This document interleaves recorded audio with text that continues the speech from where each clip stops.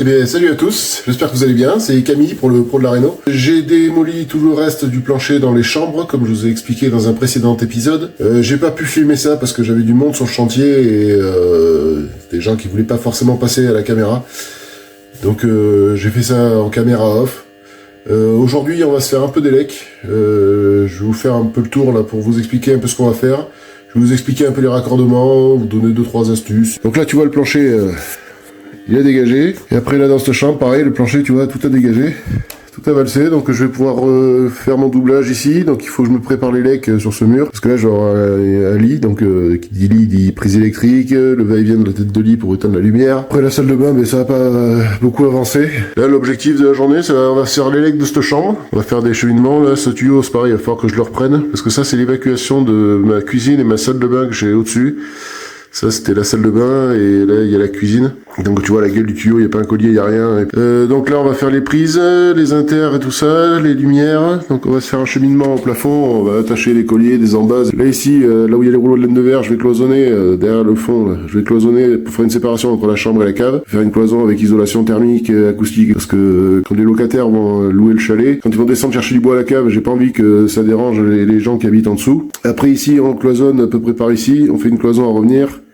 Et à revenir contre celle-là, et là dedans il y aura le WC. Et là je vais faire une ouverture dans ce mur. Ce mur je le fais tomber, à la place ici je mets un poteau bois, une poutre repris dans le mur porteur. Aujourd'hui on va se consacrer sur les lecs. Voilà, donc l'emplacement du pot, là, je vais le dégager, je vais sortir mon inter plus par là, après le poteau bois du coup. On va se servir de la grille de ventilation qui n'aura plus lieu d'être pour passer mes câbles, comme ça j'ai jeté un trou dans le mur porteur, c'est impeccable. Ici je vais avoir des prises et tout ça pour la télé ou une commode avec des lampes, on sait pas encore trop. Le radiateur il était là mais je vais le décaler par là pour éviter qu'il gêne. Et après aussi aujourd'hui j'aimerais bien tu vois câbler mes boîtes de dérive, un peu commencer parce que force il va y avoir des milliers de câbles, même si je fais des repères sur ce câble il y a marqué tu vois éclairage miroir, ça veut dire que c'est une lumière, APL c'est applique et cuisse cuisine quoi. Et après je voudrais continuer à me dégager tout ce qui est de l'existant. Alors je vais essayer de me laisser un peu de lumière et des prises pour pouvoir bricoler. Me dégager le tableau électrique qui est là-bas en haut. Après tu vois t'as la robinetterie tant que je suis là. Tu vois je travaille beaucoup avec Groé. Tu vois ça c'est une colonne de douche Euphoria. Et j'en suis content, franchement c'est des beaux produits avec Groé, Hans Groé, tout ça en termes de plomberie je travaille avec eux moi et ça me plaît bien. Donc je vais te montrer rapidement un truc. Tu vois quand j'ai câblé mes boîtes là, tu vois j'ai commencé et tu vois sur mon double allumage de la salle de bain par exemple, tu vois j'ai un gris que je me suis servi. J'ai passé un 5G, un 5, donc c'est-à-dire qu'il y a marron, noir, gris, bleu et vert jaune qui redescendent là dans mon bouton.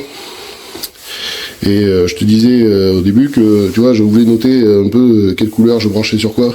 Alors après sur les doubles allumages, tu vois parce que là c'est un double allumage, pourquoi? Parce que je vais allumer le spot qui va être là avec un bouton et sur l'autre bouton je veux allumer le miroir, je veux pas que tout s'allume ensemble. Tu vois il y a 5 fils et donc j'ai pris la phase pour un inter et une autre phase pour un autre inter.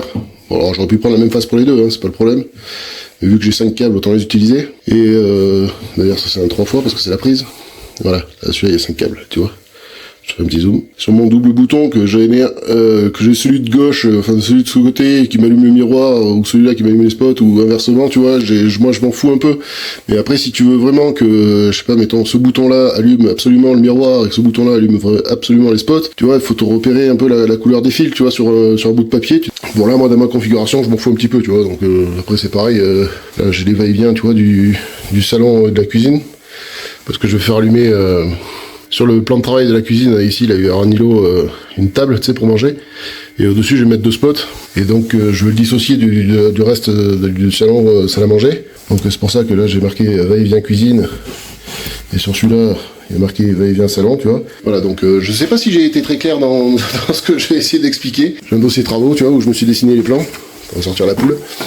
Tu vois, je me suis dessiné les plans, j'ai fait des plans élec, machin, tout ça, et dessus, je fais des annotations. Et j'ai un plan comme ça pour chaque chose, hein. Tu regardes, j'ai un plan là, c'est pour l'élec, j'ai fait un plan pour la plomberie. Comme ça m'aide quand la fois d'après je reviens, tu sais, ça m'aide à savoir où je me suis arrêté, ou qu'est-ce que j'ai fait, pourquoi j'ai fait ça comme ça, parce que des fois, tu as un raisonnement, tu reviens la semaine d'après, t'as plus le même. T'as un peu des tocs tout seul, tu sais. Qu'est-ce que j'ai fait là? Donc voilà, c'est important de noter. Bon voilà, je te reprends pour les lecs. ma boîte à Vago, ou Wago, tu dis comme ça comme tu veux, tu vois, j'ai mis du valoche, comme ça là. Bon, là, là j'ai maintenant, pince à nez du nez, pince à bec long, pince coupante, un cutter, du scotch pour faire du repérage, un petit papier. Là, on va s'attaquer à brancher les boîtes. Donc là, j'ai ma boîte pour les prises, et là, j'ai ma boîte pour les éclairages. Après, pour les prises, tu vois, tu peux mettre... alors moi, je mets 8 prises sur un 16 ampères, et je monte jusqu'à 12 sur un 20 ampères. Et là, je vais mettre que du 16, comme ça, j'ai qu'une seule référence. Et tu vois, sur mes câbles, je me repère le nombre de prises que le câble alimente. Bon, je disais, je reprends, parce que je sais pas ce qu'il a eu, mon téléphone. Ouais, quand je reprends les câbles, tu vois, je marque le nombre de prises dessus. Là, j'ai PC x 1. Ça, je sais que c'est la PC du couloir, parce que pour l'instant, j'ai pas beaucoup de câbles. Et tu vois, quand je marque PC x 4, marque pour une chambre, je la compte que pour une sur mon disjoncteur, parce que souvent, dans les chambres, tu branches des trucs qui consomment pas, c'est ton téléphone, une lampe de chevet, une télé, c'est que des trucs qui consomment pas des masses, tu vois. Alors par contre, si c'est pour la cuisine, si c'est PC x 4, je le compte pour 2. Parce que tu vas quand même brancher le micro-ondes et tout ça, et ça c'est des trucs qui tirent un peu plus, tu vois, et donc je préfère sécuriser le truc, quoi. Donc on va commencer par les prises, parce que c'est plus facile. Donc 8 prises sur un disjoncteur. Donc on va commencer à dénuder tout ça. Donc tu vois, je laisse de la longueur moi, sur les câbles. T'as besoin d'intervenir sur ta boîte. Tu peux tirer tes fils vers le bas comme ça. Et t'as plus de place pour travailler, pour mettre ton testeur et tout. Donc tu vois, pour l'instant, j'ai pas trop grand chose. J'ai tiré que quelques prises dans la cuisine, il va falloir que je complète. Mais je préfère me les brancher maintenant, parce que comme ça me libère un peu de place dans la boîte. Donc qu'est-ce qu'on a là?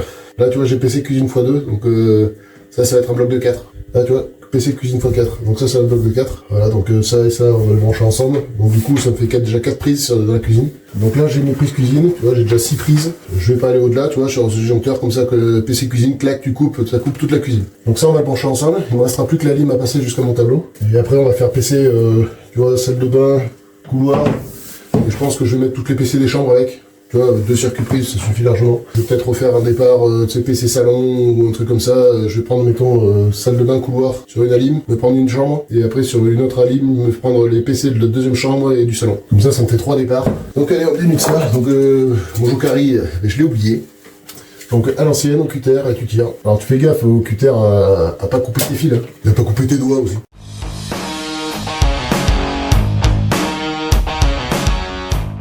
Voilà, je coupe mon repère. Et tu vois, ça, c'est la longueur de fil que je vais me laisser, ça.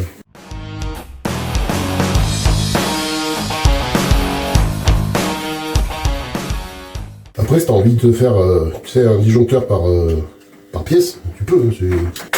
Sauf que ton disjoncteur ne va pas être chargé à fond, ce qui est pas plus mal, finalement. Ça va faire beaucoup de disjoncteurs dans ton tableau, et qui dit plus de disjoncteurs, dit plus gros tableau, et qui dit plus cher. Tu vois, tu coupes le cutter, tu tires dessus. Quand les câbles sont relativement chauds, on va dire, ça vient pas mal.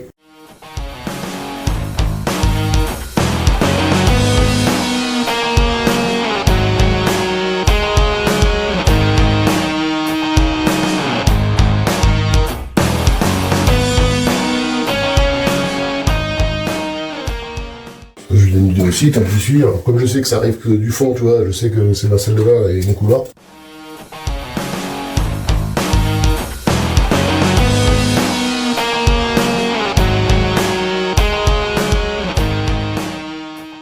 Donc les prises, comment tu les branches? Ben, c'est facile, tu prends toutes les phases ensemble, toutes les terres ensemble, tous les neutres ensemble. Ça s'appelle un branchement en parallèle. Je vais te faire un petit dessin sur mon magnifique mur. C'est le tableau d'école. Alors tu vois, ça c'est ta phase, ok, jusque là tu me suis. Donc t'as ton fil de phase qui part, et dessous on va symboliser une prise. Hein. Tu vois, voilà, ça c'est ma prise. Et de ta prise, tu repars ici, clac, ça c'est ton neutre. Là, t'as ta terre. Le branchement en parallèle, c'est comme ça. C'est-à-dire que, crac, ici t'as une autre prise. Voilà, crac, ta terre. Crac, ok, jusque là tu comprends. Mettons, si t'as un problème sur un raccordement, tu vois que tu coupes ton fil, mettons ici, et ta prise en dessous est toujours alimentée. C'est pour les prises, tu vois, le raccordement des prises, ça se fait comme ça en parallèle. T'as la phase, tac, tu rentres dans ta prise, tu repars ta phase, tac, tu rentres dans ta prise, tu ressors ton neutre, la terre, crac. Donc voilà, les prises c'est tout ça. Donc là, on dénude tout le monde. Alors moi j'ai une pince à dénuder standard. Hein. Alors sur les pinces à dénuder, je vais te montrer un truc. Tu vois, t'as une petite vis là. Tu la règles cette vis. Et en fonction de la section de ton fil, tu vois, ça, quand tu vas serrer à fond, ça va te laisser un trou. Tu vois, une ouverture. Comme ça, tu peux appuyer à fond sur ta pince à dénuder, ça va pas couper ton câble. Alors sur les Wago, faut dénuder une bonne longueur quand même. Parce que sinon ton fil de cuivre... on va avoir du mal à écarter les lamelles, surtout pas que ce soit l'isolant qui viennent écarter tes lamelles parce que sinon il n'y a pas de contact et du coup ta prise elle fonctionnera pas, quoi. Donc là tu vois, je prends 3 wagons de 8, tu vois, il y a 8 petits trous, et là c'est parti, on branche toutes les phases ensemble. Alors t'essaies de faire en sorte que ça fasse pas un gros sac de nœuds quand même dans la boîte.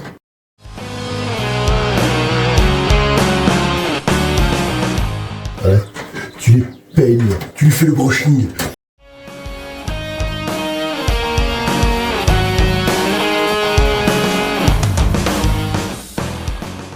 Je t'ai pas dit, mais prise section du câble du 2.5, tout ce qui est éclairage 1.5. Comme ça, quand t'arrives dans tes boîtes, quand t'as une boîte où t'as circuit prise, circuit lumière, moi déjà t'as pas besoin de trop de réfléchir. Tu sais que tout ce qui est 2.5, en règle générale, c'est des prises, quoi. Et tout ce qui est 1.5, c'est de l'éclairage. Voilà, tu vois, donc j'ai fini de brancher mes prises. Donc, tu vois, là j'ai branché mes prises, donc la terre, le neutre et les phases. Voilà, donc là ce que je vais faire un tour de scotch et dessus je vais marquer PC cuisine. Voilà, je vais faire ça sur les 3 wagos. Et après, tu vois, je les replie dans la boîte comme ça.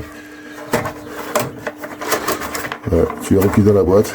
Si tu as besoin un petit bien collier pour les faire tenir. Mais au moins comme ça, quand tu as besoin d'intervenir, tu peux tirer sur tes fils. Et tu vois, j'ai quand même de la longueur, tu vois, pour pouvoir faire un dépannage si jamais il y a besoin. Ou rebrancher quelque chose. Donc c'est pour ça, petit scotch. Après, il n'y a pas besoin d'en faire 25 tours sur le scotch. Tu vois, marqueur qui est écrit sur les câbles. Et dessus, écrit PC cuisine. Voilà. Et on fait pareil maintenant avec l'autre départ. Donc dessus, je branche pour l'instant. Il y a couloir, salle de bain, et après, j'aurai une chambre. Comme on va passer les câbles de la chambre du fond, là, ben, on mettra la chambre du fond avec. Comme ça, le circuit sera complet. Donc là, c'est pareil, je mets le wago de 8. Parce que même si le wago est pas plein, tu vois, si un jour j'ai envie de rajouter une prise quelque part, ben, au moins, il me reste de la place sur le wago. Je suis pas obligé de tout débrancher, tout changer. Ah, petite astuce. Donc là, pareil. Scotch, repérage. Bon, voilà, pour ce quartier prise, c'est fini. Et maintenant, on va faire pareil avec l'éclairage. Alors l'éclairage, c'est un peu plus délicat, parce que là, quand même, faut garder les repères, parce qu'une fois que tu as sorti le repère, tu sais plus ce que c'est. Autant les prises, tu vois, ça se branche tout ensemble, machin. Mais après, l'éclairage, c'est un peu plus délicat, parce qu'il faut savoir quel bouton allume quelle lampe. SA, donc simple allumage, appli de cuisine, et là, j'ai l'appli cuisine.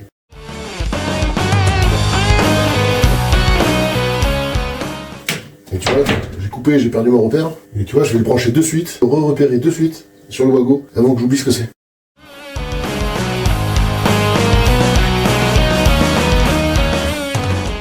Voilà, donc dans la SA, tu vois, là je l'ai passé en câble, donc ça fait que j'ai la terre. La terre, elle sert strictement à rien.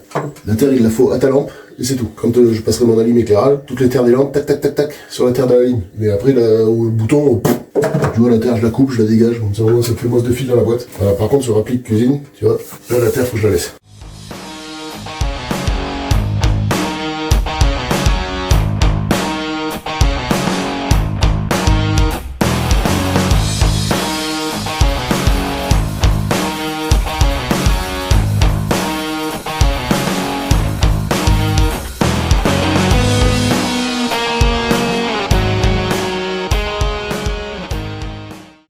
Yo mes petits bricolos, bon bah écoutez, j'espère que cet épisode vous a plu, voilà, où t'as vu comment je branchais un petit peu une boîte de dérive. Dans le prochain épisode, mais je sais pas ce qu'on va faire, je sais pas si on fait un peu de plomberie ou un peu de trucs comme ça, enfin bon tu verras, tu vois, c'est pour ça on fait des playlists, comme ça t'as plus qu'à suivre, et tu regardes, chips, popcorn et tout. Allez c'est parti, mais moi je vous souhaite une prochaine vidéo, du courage pour vos ouvrages, bonne chance pour vos travaux, allez, à plus les bricolos.